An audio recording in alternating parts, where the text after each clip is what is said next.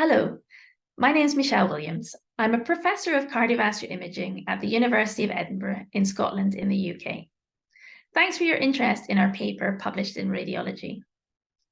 This paper is a sub-study of the SCOT-HEART trial.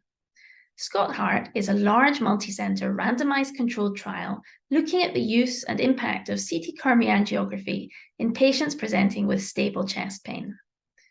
SCOT-HEART found that management based on CT coronary angiography changed the diagnosis in 1/4 of patients, changed investigations in 1 in 6 patients, and changed treatment in 1/4 of patients. After 5 years of follow-up, this led to a halving of the rate of fatal and non-fatal myocardial infarction.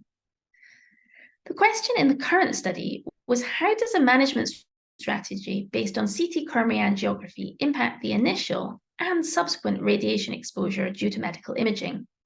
This includes subsequent invasive and non-invasive imaging tests to look at coronary artery disease, and also other imaging triggered by the CT coronary angiography, such as CT scans for lung nodule follow-up.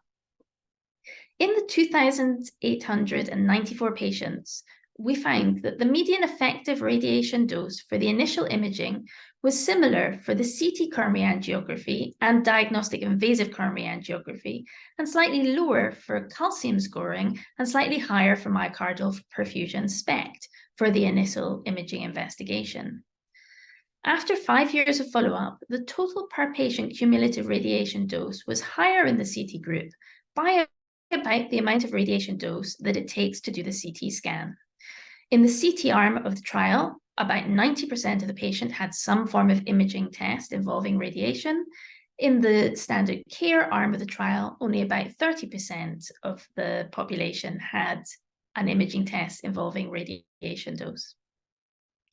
Overall, the cumulative radiation exposure after 5 years was low, at a median of 8.1 millisieverts, using the most up-to-date conversion factors.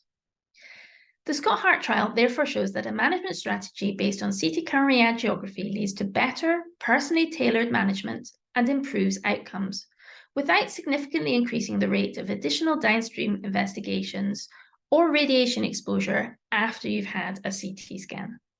Thank you very much indeed.